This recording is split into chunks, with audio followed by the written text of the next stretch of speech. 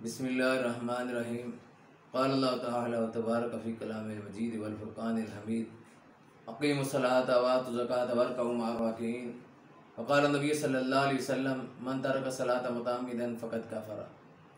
अल्लाह ने मजीद में फरमाया कि नमाज कायम करो और ज़कात अदा करो और रुकू करने वालों के साथ। रसूलुल्लाह सल्लल्लाहु अलैहि वसल्लम ने फरमाया कि जिसने जानबूझकर नमाज छोड़ दी उसने कुफ़र किया। बाद इसका ये मफ़हूम लिया कि जिसने जानबूझकर नमाज छोड़ दी वो काफिर हो गया। हज़रात सहाबाए किराम रिज़वानुल्लाहि तआला अलैहिम अजमाइन जो हुज़ूर सल्लल्लाहु अलैहि वसल्लम के तरबियत याफ्ता थे, उनके नज़दीक में नमाज जो उस पर उनका इत्तफ़ाक़ है कि वो जो जानबूझकर नमाज छोड़ दे वो काफिर, उसको वो काफिर समझते थे। हुज़ूर सल्लल्लाहु अलैहि वसल्लम के ज़माने में कोई भी मुसलमान ऐसा नहीं था जो नमाज ना पढ़ता हो। हत्ता कि मुनाफिकीन भी नमाज पढ़ने के लिए चले जाते थे कि कहीं हमारे मुतल्लिक़ ये शक ना होना शुरू हो जाए कि ये काफिर हो गए हैं, क्योंकि नमाज ही फ़र्क थी जो शिरक और बिदअत के दरमियान, शिरक और कुफर के दरमियान फ़र्क थी। कुफर के दरमियान और शिरक के दरमियान फ़र्क नमाज था। तो लोग जो अदा करते थे उनको लोग मुसलमान समझते थे, जो नहीं अदा करते थे उनको लोग काफिर समझते थे। अब हुज़ूर सल्लल्लाहु अलैहि वसल्लम के बाद सहाबा किराम के दौर में भी ऐसा ही रहा। फिर फ़िक़्ह के 4 इमाम हैं, उन चारों के नज़दीक बेनमाज काबिल नफ़रत है। हज़रत इमाम अहमद बिन हम्बल रहमतुल्लाह अलैह, इमाम शाफ़ी रहमतुल्लाह अलैह और इमाम मालिक रहमतुल्लाह अलैह, वो कहते हैं कि बेनमाज में वो काफिर हो गया, मुर्ताद हो गया है। और हज़रत इमाम अबू हनीफ़ा रहमतुल्लाह अलैह ये कहते हैं कि बेनमाज को जेल में डाला जाए, वो अगर माफ़ी मांगे तौबा कर ले फिर उसको छोड़ दिया जाए, तौबा अगर ना करे तो फिर उसको मारा जाए। और उस बेनमाज की अगर मारते हुए इसी तरह मौत वाक़या होगी तो उसकी मौत जो कुफर पर होगी। तो इसलिए क्योंकि वह नमाज का इनकार करने वाला शुमार होगा कि सज़ा के बावजूद भी नमाज पढ़ने के लिए तैयार नहीं है। तो शेख अब्दुल कादिर जिलानी रहमतुल्लाह अलैह जो औलियाए किराम के सरताज हैं, जिनके कदमों में तमाम औलियाए किराम हैं, वो शेख अब्दुल कादिर जिलानी रहमतुल्लाह अलैह फरमाते हैं कि मन तरक सलात मुतअम्मिदन फ़क़द कफ़रा मन तरक सलात मुतअम्मिदन फ़क़द क़तला। जिसने जानबूझकर नमाज छोड़ दी वो वाजिबुल कत्ल है, यानी उसको कत्ल कर देना चाहिए। और उन्हीं का ये कौल है कि बेनमाज का जनाजा ना पढ़ा जाए, बेनमाज को मुसलमानों के कब्रिस्तान में दफन ना किया जाए, उसको ऐसे ही बाहर फेंकाया जाए। वो काबिल इज़्ज़त नहीं है, वो काबिल नफ़रत है। और लोग जो उनके नाम लेकर शीरनियाँ खाते हैं और नमाजें नहीं पढ़ते, उनको इस पर गौर करना चाहिए, सोचना चाहिए। सुल्तान बाहू रहमतुल्लाह अलैह फरमाते हैं कि बेनमाज से खंजीर भी बिना मांगता है कि जब सुबह सुबह खंजीर निकलता है तो वो कहता है कि या अल्लाह कोई बेनमाज मेरे सामने ना आए, बेनमाज किसी से मेरा वास्ता ना पड़े। और शेख और हज़रत दाता जिनको कहते हैं दाता गंजबख्श, उनका नाम है सैयद अली अजवैरी रहमतुल्लाह अलैह। सैयद अली अजवैरी रहमतुल्लाह अलैह फरमाते हैं कि बेनमाज की निजात ही नामुमकिन है। यानी तमाम औलियाए किराम बेनमाज को नफ़रत की नज़र से देखते हैं। आज औलियाए किराम के दरबारों पर, मज़ारों पर जो मेले ठेले लगे हुए हैं उनमें अक्सरियत किन लोगों की होती है? नमाजियों की नहीं होती, बेनमाज़ों की होती है। लेकिन उन बेनमाज़ों को जानना चाहिए कि उनसे औलियाए किराम नाराज़ हैं, बेनमाज़ों से औलियाए किराम राज़ी नहीं है। कोई ऐसा अल्लाह का कोई वली नहीं गुजरा जो बेनमाज को। तमाम औलियाए किराम शरीयत के इत्तबा करने वाले और हुज़ूर सल्लल्लाहु अलैहि वसल्लम के तरीक़ों पर ज़िंदगी गुजारने वाले थे। हुज़ूर सल्लल्लाहु अलैहि वसल्लम ने बेनमाज के मुतल्लिक़ फरमाया कि बेनमाज का हशर क़यामत के दिन फ़िरौन, क़ारून, हामान और उमय्या बिन खलफ के साथ होगा। अब ये बड़े बड़े काफिर हैं जिनके साथ बेनमाज का हशर होगा। तो इसलिए बेनमाज अल्लाह के नबी सल्लल्लाहु अलैहि वसल्लम की नज़र में भी काबिल नफ़रत, सहाबा की नज़र में भी काबिल नफ़रत, औलियाए किराम की नज़र में भी काबिल नफ़रत, उलमाए किराम की नज़र में भी काबिल नफ़रत, और जो नमाजी अहले ईमान हैं वो भी उसको काबिल इज़्ज़त नहीं समझते।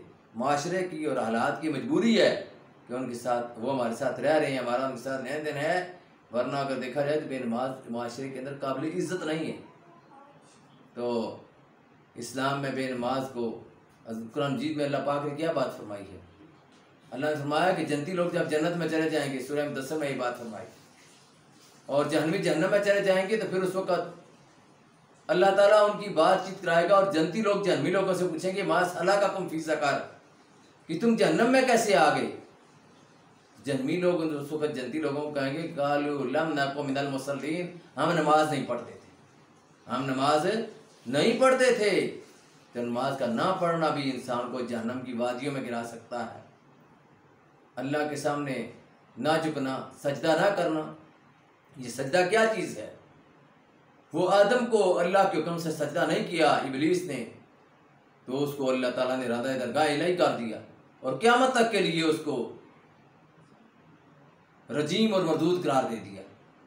क़यामत तक के लिए उसने आदम को सजदा नहीं किया था और अल्लाह का हुक्म नहीं माना था। अब सजदा किसको करना है, अब अल्लाह को सजदा करना है। हालांकि वो जो इबलीस था वो पहले फरिश्तों का सरदार था, उसका नाम अज़ाज़ील था। तकब्बर अज़ाज़ील राखार कर्द, भजिंदान ने लानत गिरफ्तार कर्द। अज़ाज़ील को तकब्बर ने खार कर दिया और उसको लानत में गिरफ्तार कर दिया। वो उसका बड़ा मुकाम था, फरिश्तों का सरदार था, लेकिन तकब्बर की वजह से अबा वस्तकबारा वकान मिनल काफिरीन।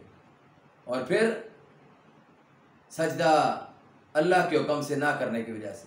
अब अगर सोचा जाए तो हमने तो अल्लाह को सजदा करना होता है। दिन के वक्त कितने सजदे हैं जो हम अल्लाह को नहीं करते।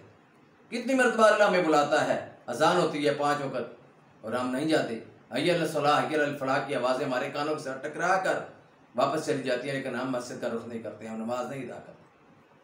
तो इससे पता चलता है कि शैतान जो उससे शिरक नहीं किया था, शैतान ने कत्ल नहीं किया था, शैतान ने ज़िना नहीं किया था, शैतान ने किसी का हक नहीं तलब किया था। क्या किया था, सजदा नहीं किया था। एक सजदा ना करने की वजह से शैतान उसको बना दिया गया, उसको इबलीस बना दिया गया, उसको क़यामत तक के लिए मरदूद और रजीम करार दे दिया गया। और ये इंसान जो अशरफुल मखलूक़ात बना फिरता है, अगर ये सजदा ना करे और रब के सामने सजदा ना करे, अल्लाह के आगे ना झुके, अल्लाह का हुक्म ना माने, तो इसका क्या असर होगा। इससे सोचना चाहिए कि अगर ये अल्लाह का हुक्म ना मानेगा तो इसका क्या असर होगा। और बेनमाज का असर क़यामत के दिन बहुत बुरा होगा। अल्लाह के नबी सल्लल्लाहु अलैहि वसल्लम ने कि अव्वल मा युहासिबु बिहिल अब्दु सलात, सबसे पहले क़यामत के दिन बंदे से जिस चीज़ के बारे में हिसाब होगा वो नमाज है। सबसे पहले नमाज के बारे में हिसाब होगा। अवली पुरसिश नमाज बूद, रोज़े महशर की जहाँ गुजार बूद, अवली पुरसिश नमाज बूद। इसलिए नमाज की परवाह करनी चाहिए, नमाज की तरफ तवज्जो करनी चाहिए, नमाज अदा करनी चाहिए, इससे गफलत नहीं करनी चाहिए। बहुत बड़ा गुनाह है नमाज को छोड़ देना, नमाज ना पढ़ना। और नमाज ना पढ़ने वाले को इस बात पर सोचना चाहिए कि नमाज तो हमारे लिए खैर का ज़रिया है, नमाज तो हमारे लिए शफाअत का ज़रिया है, नमाज तो हमारी भी आंखों की ठंडक है। हज़ूर सल्लल्लाहु अलैहि वसल्लम ने फरमाया था कि कुरातु आइनी फी सलात, कि नमाज मेरी आंखों की ठंडक है, हज़ूर की आंखों की ठंडक है, उनकी आंखों को ठंडा करने का ज़रिया है। जब हम नमाज पढ़ेंगे तो अल्लाह के पाक नबी सल्लल्लाहु अलैहि वसल्लम खुश होंगे, उनकी आंखें ठंडी होंगी। अगर आदमी अकीदत और मोहब्बत का दावा करे अल्लाह के नबी सल्लल्लाहु अलैहि वसल्लम के साथ, और सिर्फ एक महीना जो मखसूस जिसमें लोग निकल कर जुलूस निकालते हैं, उसमें निकल कर समझे कि हमने अल्लाह के नबी सल्लल्लाहु अलैहि वसल्लम को राज़ी कर दिया है, तो वो आदमी धोखे में है, अल्लाह के नबी सल्लल्लाहु अलैहि वसल्लम से राज़ी नहीं है। शर्त ईमान मुस्तफ़ा से वाले आना प्यार है लेकिन पैरवी दुश्वार है। अल्लाह के नबी सल्लल्लाहु अलैहि वसल्लम प्यार और मोहब्बत का ये तकाजा है कि वो फरमाते हैं कि कुर्रतु आइनी फी सलात, नमाज मेरी आंखों की ठंडक है। अगर उनकी आंखों की ठंडक है नमाज, तो हमको नमाज की पाबंदी करनी चाहिए। और फिर नमाज आखिरत में शफाअत का ज़रिया, अस्सलात मिफ्ताहुल जन्ना, कि नमाज जो जन्नत की कुंजी है। अब कुंजी जिसके पास होगी तो वो जन्नत में चला जाएगा। फिर हज़ूर सल्लल्लाहु अलैहि वसल्लम ने कि नमाज ऐसा अमल है कि जिसकी नमाज़ें दुरुस्त होंगी उसके बाकी अमाल भी दुरुस्त होंगे, जिसकी नमाज दुरुस्त ना निकली उसके बाकी अमाल भी दुरुस्त नहीं निकलेंगे। कलमा पढ़ने के बाद, ला इलाहा इल्लल्लाह मुहम्मदुर रसूलुल्लाह पढ़ने के बाद सबसे पहला अमल नमाज है। कलमा पढ़ने के बाद अगर एक जगह एक मुसलमान, एक यहूदी, एक सिख और एक हिंदू बैठे हुए हों और अजान की आवाज़ आए, अल्लाहु अकबर आवाज़ आए, स्पीकरों से आवाज़ बुलंद हो, और वो सारे के सारे वहाँ पर बैठे रहें, तो फिर तो वो सारे ख्याल करेंगे ना कि अजान हुई है, हमें से कोई भी नहीं उठ कर गया, क्या हम सारे एक ही मसलक या एक ही कीदे के आदमी हैं। अगर हमें कोई मुसलमान नहीं है, अगर कोई मुसलमान था तो अजान की आवाज़ सुनकर चला जाता। तो अगर कोई आदमी उनमें से उठ कर चला जाता है नमाज के लिए, नमाज पढ़ने के लिए चला जाता है, अजान सुनकर, तो उसके मतलब लोग ये ख्याल करेंगे कि ये मुसलमान है। और याद रखें, कलमा पढ़ने के बाद आदमी पर नमाज फ़र्ज हो जाती है। कलमा पढ़ा उसी वक़्त नमाज फ़र्ज हो गई। आप नमाज की अदायगी में अगर कोताही करेगा तो मन अकामहा फ़क़द अकामद्दीन, जिसने नमाज को कायम किया उसने दीन को कायम किया। वमन हदमहा फ़क़द हदमद्दीन, और जिसने नमाज को ज़ाया कर दिया उसने पूरे दीन को ज़ाया कर दिया। फरमाया नबी करीम सल्लल्लाहु अलैहि वसल्लम ने कि अस्सलातु इमादुद्दीन, नमाज दीन का स्तून है। और फिर एक क्या फरमाया कि नमाज की हैसियत, हदीस में नबी करीम सल्लल्लाहु अलैहि वसल्लम ने फरमाया कि नमाज की हैसियत इस्लाम में ऐसे है जैसे इंसानी जिस्म में सर की हैसियत है। अगर सर काट दिया जाए तो आदमी जैसे ख़त्म हो जाता है, मर जाता है। इसी तरह करके फरमाया कि नमाज की हैसियत इस्लाम में है, नमाज ख़त्म कर दी जाए तो बाकी कुछ भी नहीं रहता। हाथ काट दिया जाए जान तो रहती है, आदमी जिंदा रहता है। पाँव काट दिया जाए आदमी जिंदा रहता है। और कोई जिस्म का उज़्व काट दिया जाए आदमी जिंदा रहता है, लेकिन अगर सर काट दिया जाए तो आदमी मर जाता है। फरमाया कि इस्लाम में नमाज की हैसियत ऐसी है जैसे इंसानी जिस्म में सर की हैसियत। तो कितना ज़रूरी है नमाज का अदा करना, और कितना ज़रूरी है नमाज की तरफ मुतवज्जे होना। हज़ूर सल्लल्लाहु अलैहि वसल्लम ने कहा कि नमाज जब बच्चा 10 साल का हो, जब बच्चा 7 साल का हो जाए तो नमाज की आदत डालो। अपने बच्चों को नमाज की आदत डालो, और जब बच्चा 10 साल का हो जाए तो फिर उसको मार कर नमाज पढ़ाओ। उसकी रिफत सख्ती है, उसको मार कर नमाज पढ़ाने का हुक्म। हम कोताही करते हैं, हम गफलत करते हैं, औलादों को नमाज का पाबंद नहीं बनाते, अपने बीवी बच्चों को नमाज का पाबंद नहीं बनाते, खुद नमाज के पाबंद नहीं बनते।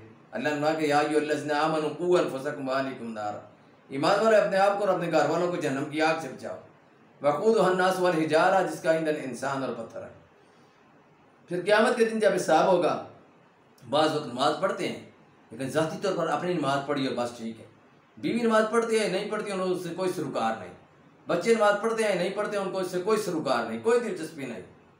कभी नहीं पूछते घर जा कर के, पूछे जा कर के मेरी बीवी ने नमाज पढ़ी है, मेरे बच्चों ने नमाज पढ़ी है, बच्ची ने नमाज पढ़ी है, कभी नहीं पूछेंगे।